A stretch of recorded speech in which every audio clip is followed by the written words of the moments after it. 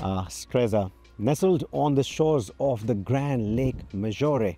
We've come to this beautiful, picturesque location to drive Maserati's latest offering, the GranCabrio. With those Alps casting that majestic shadow, that beautiful silhouette, the lake adding to the drama, reflecting the sky like a bright mirror, it's hard not to feel the romanticism of Italy in every nook and corner of this car. Every curve, every line, from the head to the toe, everything inside the cabin. It's like a grand tour of Italian flair. After all, it is a cabriolet based on one of the best Grand Tourers that you can buy from Italy. There is, however, one small problem. You see, this is like a finely brewed Italian coffee, rich, robust, ready to invigorate your senses. But the Italians, they take their coffee very seriously. They love the espresso. Whereas this car, should you go grand touring with it, expects the Italians to have Americanos on the way. And that can attract a lot of ire.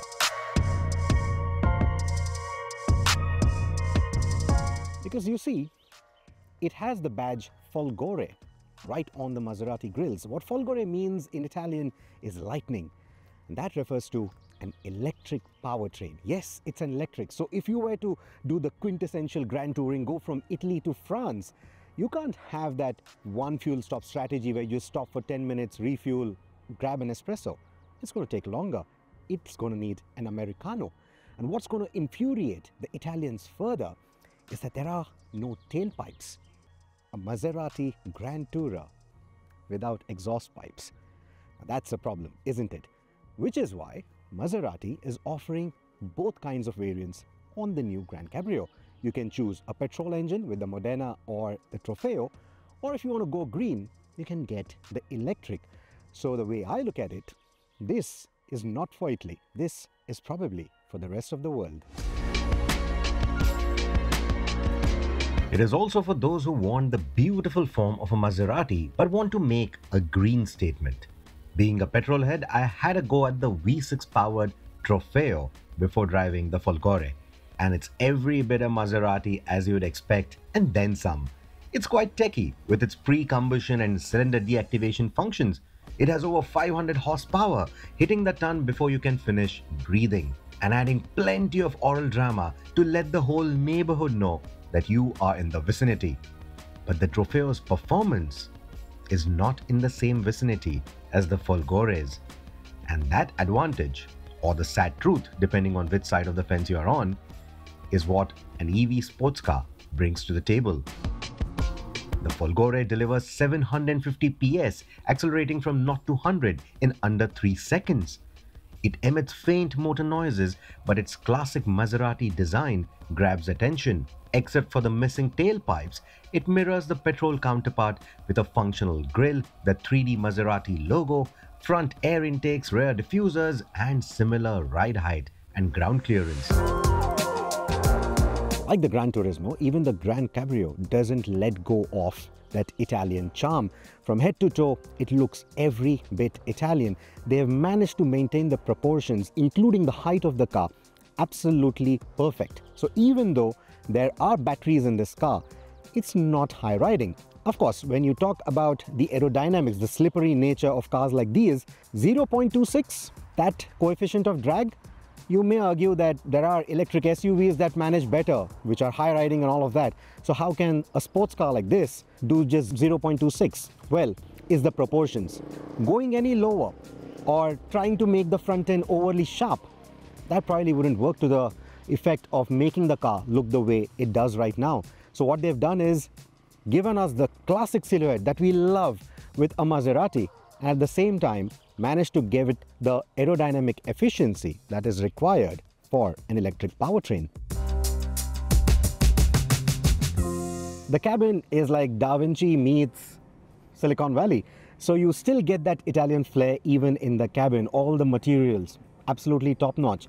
And the way everything is laid out, it has simplicity and yet a lot of luxury to it. And then you have the mix of all the digital aids, the digital stuff, the gadgetry, all of that.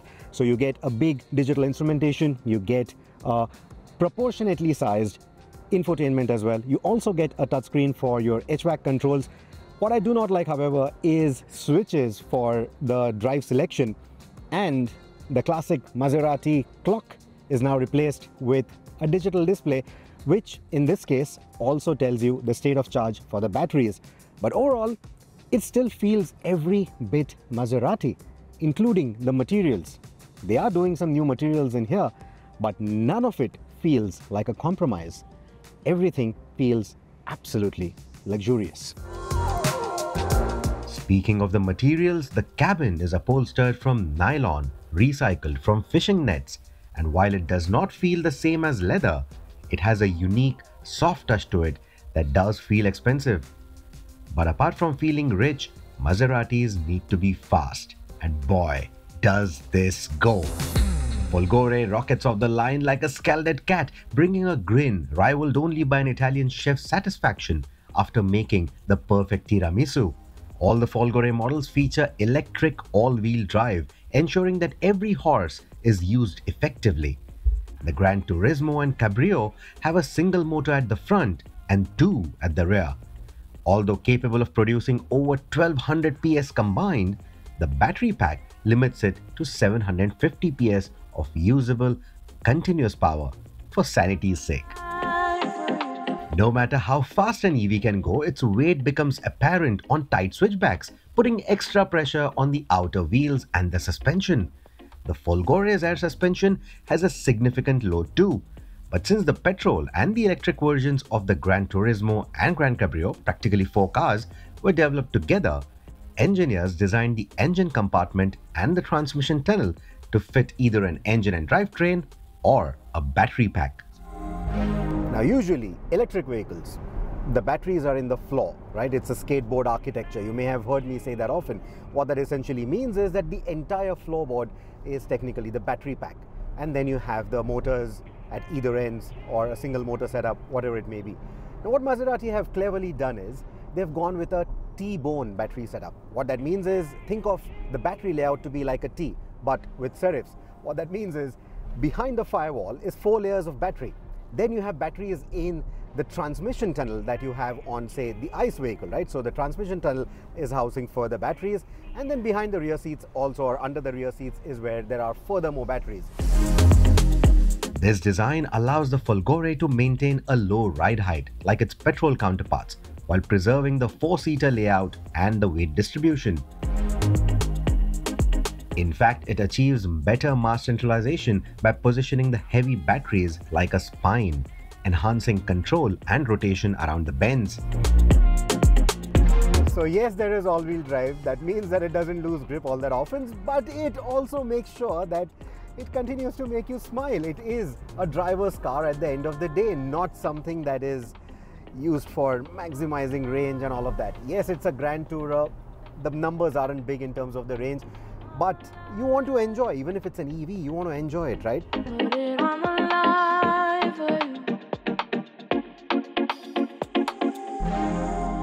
Further enhancing its performance is the Vehicle Domain Control Module, developed by Maserati using its Formula E learnings. The VDCM intelligently balances power between the front and the rear motors to mask weight and manage weight transfer, excelling in Corsa mode to maximize acceleration and cornering with minimal traction control intervention. Even corner exits are super quick.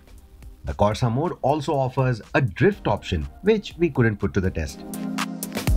Just imagine doing this in the Western Ghats. Just imagine going down the coastal routes with the top down. I know there are very few months in the year that will allow it,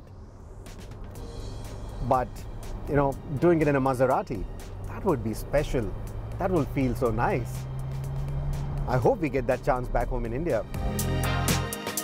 At slow speeds, the car can be raised by 25mm to handle speed bumps or rough roads, like a racehorse tiptoeing through a muddy paddock.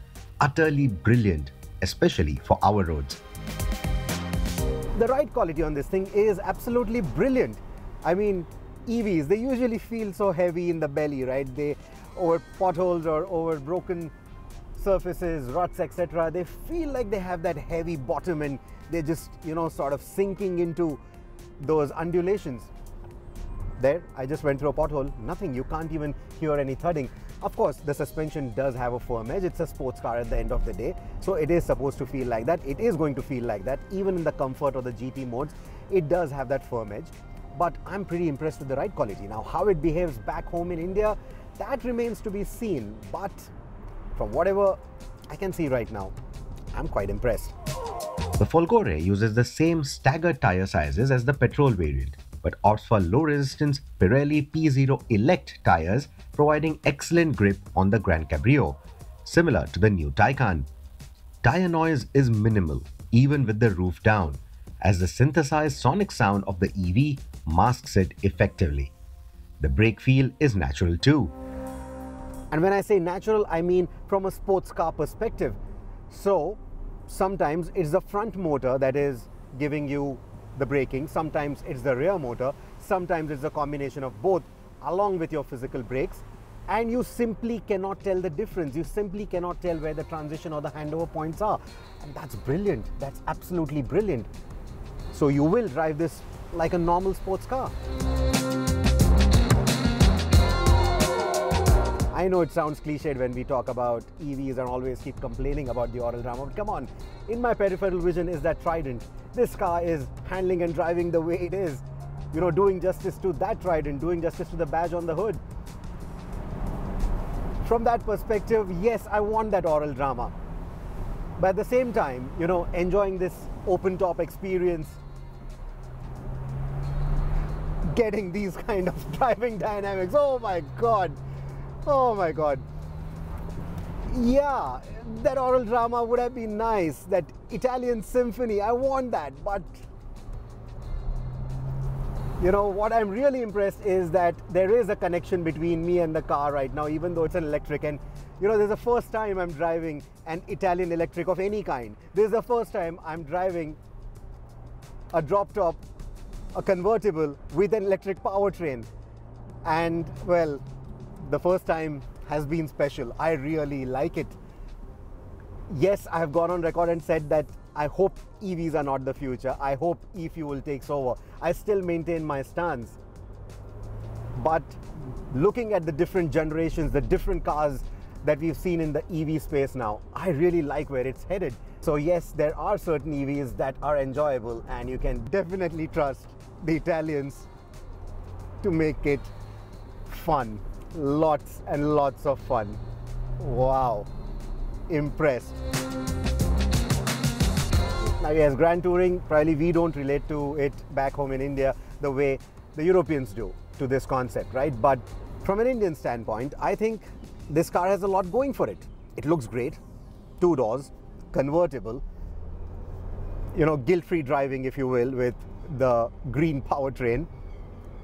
And then it's a Maserati at the end of the day. So even if it may lack that oral drama, it's still a Maserati. You look at the shape, you look at the design, you look at the silhouette, and you know it's something special, even if it's electric. So I think there's a lot going for it.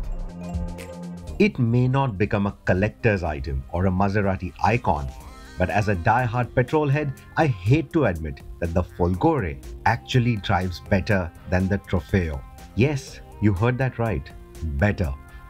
This car has proven that at least for Maserati, electrification doesn't mean the end of passion, soul, and the indefinable magic that makes driving their cars an experience to cherish.